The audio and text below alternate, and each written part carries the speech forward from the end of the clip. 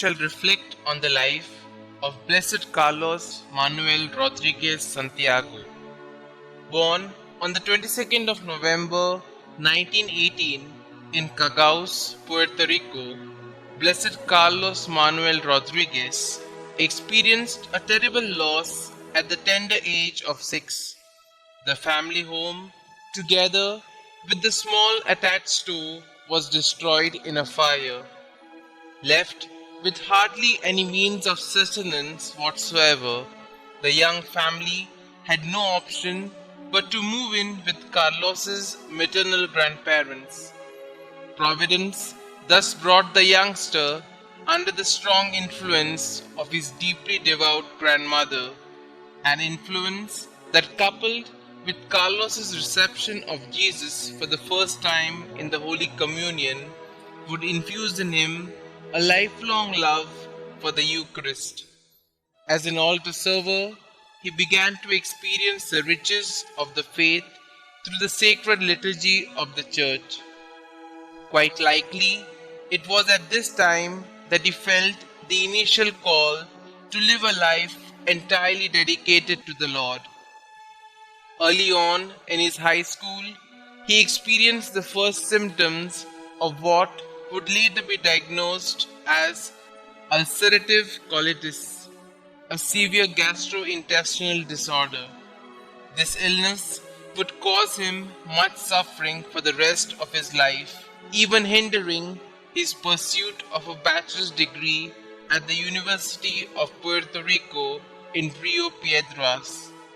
Nevertheless, on the other hand, it never undermined his commitment to Christ and the Church, and on the other, the end of formal education in no way marred his growth as a human person, for he was a voracious reader whose interests ranged from art to philosophy and from science to religion. He even learned to play the organ for the sacred music he was by then busy promoting. While working as an office clerk at Caguas, Guarabo, and at the agriculture experiment station, Carlos spent all his income promoting greater awareness and fostering a better understanding of the sacred liturgy. Using articles on liturgical subjects, which he himself translated and edited, Carlos began publishing Liturgy and Christian Culture. He organized, along with Father McWilliams in Caguas, a liturgy circle. In 1948, along with Father McGeown, he formed the Te Deum Laudamus choir.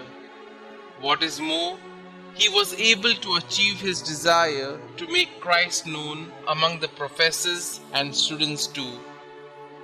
As his disciples grew in number, Charlie, as he was fondly called, moved with them into the Catholic University Center and set up another liturgy circle.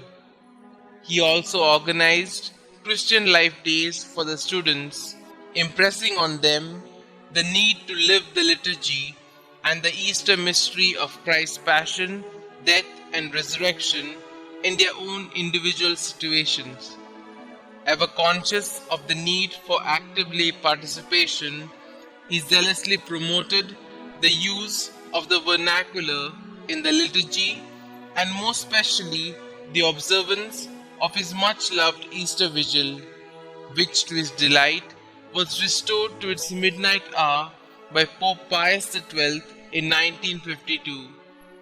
Blessed with a keen foresight, this apostle of the liturgy anticipated many teachings of the Council, above all, of the Constitution on the Liturgy, Sacrosanctum Concilium. Though Carlos's physical strength was on the decline, his spirit never waned, quietly overcoming his pain with the profound joy of one who knows he is arisen in Christ. He demonstrated by the way of example what it means to be joyful and to live the joy and hope that Christ brought with his resurrection.